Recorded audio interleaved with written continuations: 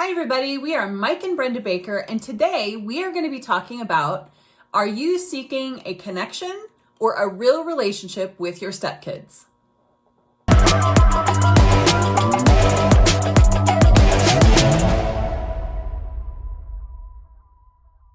All right, let's get this going. Okay, so you might wonder, why would we say it that way? Why would we say seeking connection or a real relationship? Well, in today's society, words have been changed, phrases have been changed, things have been overused and some underused, some completely not used at all that probably should be. So we hear a lot of people say, look, I just want to connect. I just want to connect. I just want to connect. Yes, I realize you probably know that you need to have a solid relationship with the kid too, but you're going to do that via connection. The two aren't separate. They're not, they don't walk alongside each other. They are literally one thing. All right. So so it's important to understand, in the first thing we're going to talk about here, the difference between connection and a real relationship. A real relationship involves many connections.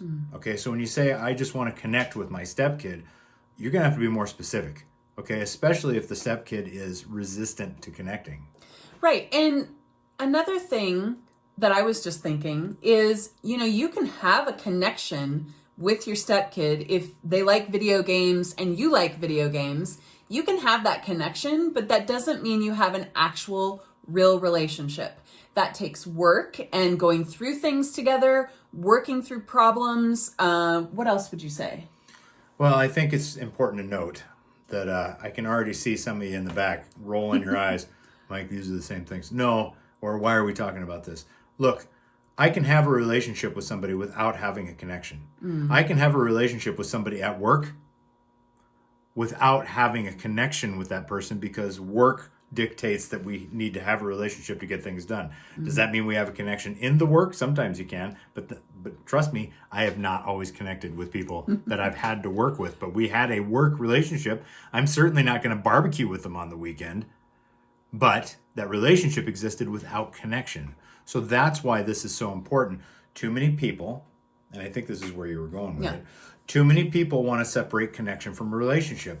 When you're trying to connect with your stepkid, or the stepkid is even trying to connect with you, they're saying, I desire a relationship beyond like neighborly, or beyond the one you have with the milkman or the mailman, okay? Milkman. Yeah, that's all for your old school people. Yeah.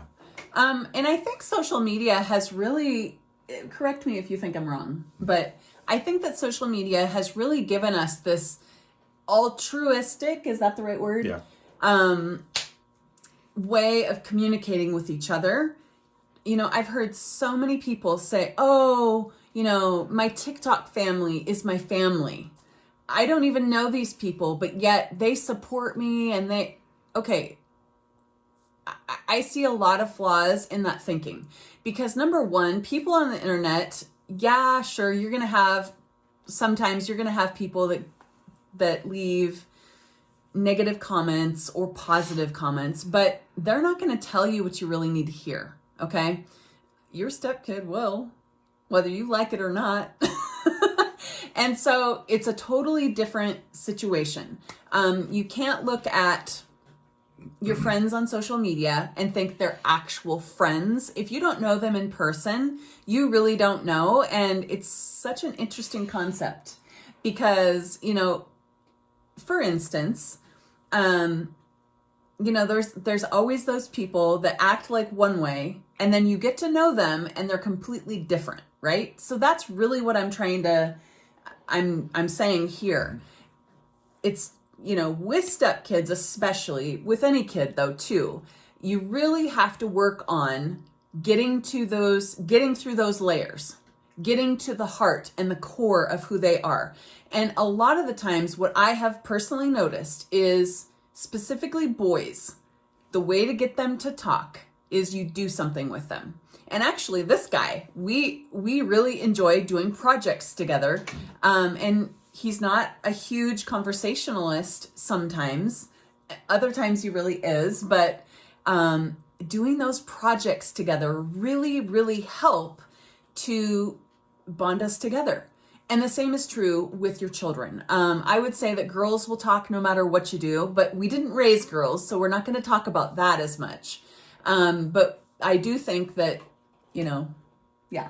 Did I make a point? Yes. Maybe I didn't. So that brings us into boundaries. Now, look, there's two kinds of boundaries. There are spoken boundaries and unspoken boundaries. Wouldn't you say unspoken expectations, though? No, unspoken boundaries. Okay. There are boundaries when you are talking to, like when you are not connecting with your stepkid. When the kid seems to want nothing to do with you, you can tell there's a boundary there. But it's an unspoken boundary. It's a boundary that they have set that you are not to step over. Now, let me remind you again, you are still the parent figure in the house. So stop trying to be their friends in that case, and don't be afraid to step over that line if need be, because it is your house. That's a side note. There's a freebie, okay? So, but you have to, it's very important for you. So many step parents feel like they should lower their guard a little bit, give the kid some grace. And in a lot of instances, I would agree, give the kid some grace, but never compromise your boundaries, all right? Which means that if you're going to have a relationship with that kid, it is better that that kid know up front exactly what you're all about sooner than later. You don't want to get 2 years into this and have this major blow up because you never bothered to tell the kid that, hey, this is a boundary for me and it's not okay. You just establish those boundaries up front. But, go to them and say, what are your boundaries? And I don't mean you got to have a what are your boundaries conversation. Say, what is it? Look, I know this isn't ideal for you. I know that you don't particularly like me. Let's talk about how we can at least get along in this household, because you got things you got to do here. I got things I got to do here. We're not going anywhere. Let's establish some simple boundaries so that we can at least start to get to know each other. Boundaries are important. Yeah. Yeah. And so with that, there's always going to be boundaries in their bedrooms. And I really think that that is something that a lot of step parents don't realize until it's too late. And so I would definitely say that there needs to be very firm boundaries with your bedroom, with your spouse, and they need to have the ability to have special space of their own too, and they invite you in. I think that to a certain degree, I kind of didn't understand that. Of course, I didn't have siblings, and so I wasn't raised. I didn't really have a lot of experience with other people living with them or whatever. And so I think that I crossed that line a few times when I really shouldn't have.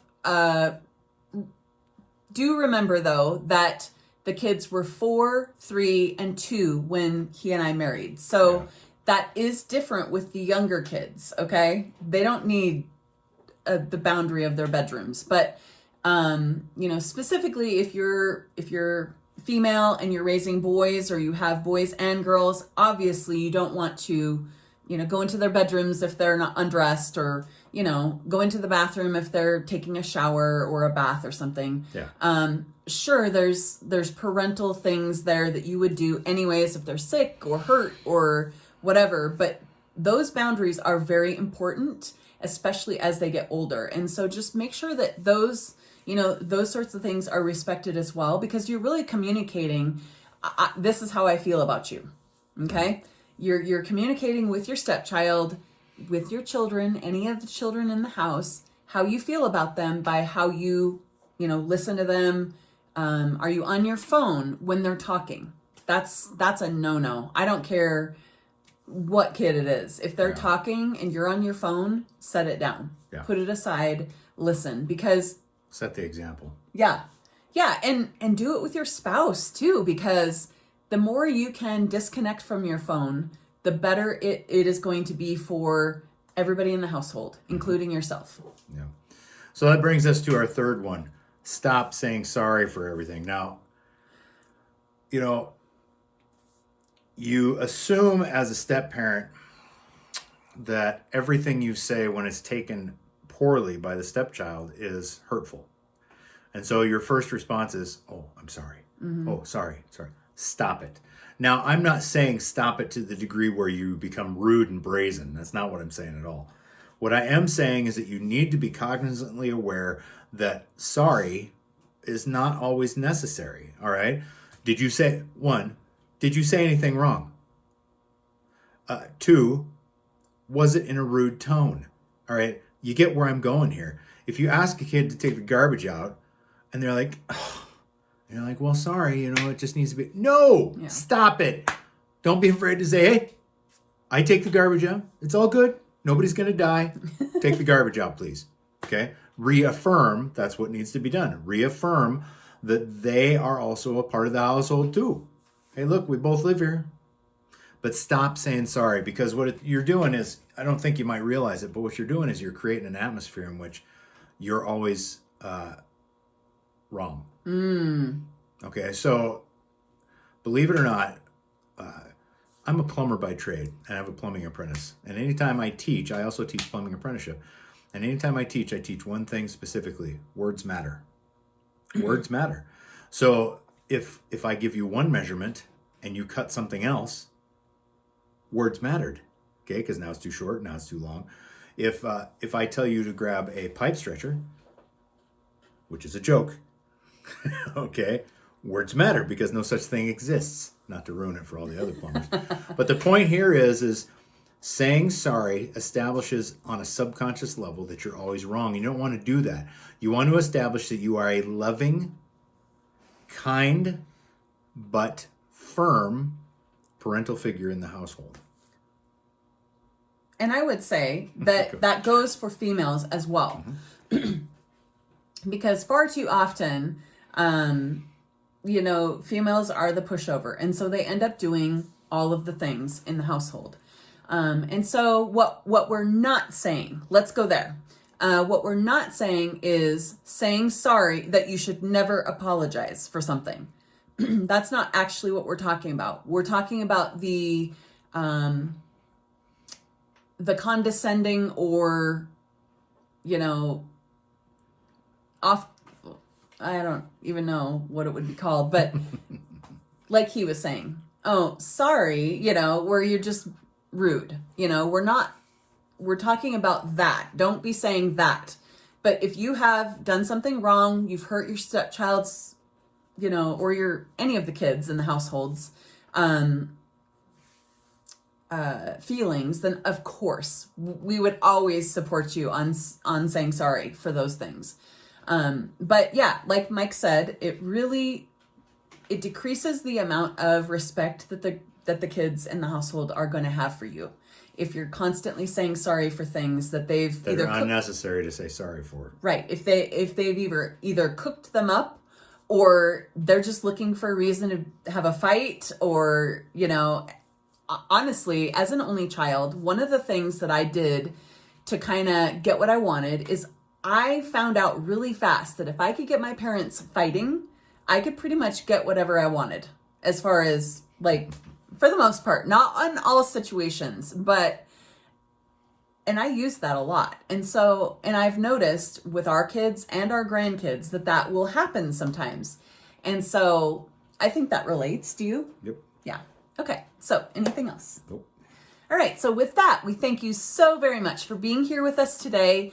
We would encourage you to leave any comments down below, questions, comments or whatever, and we will see you again soon. Bye.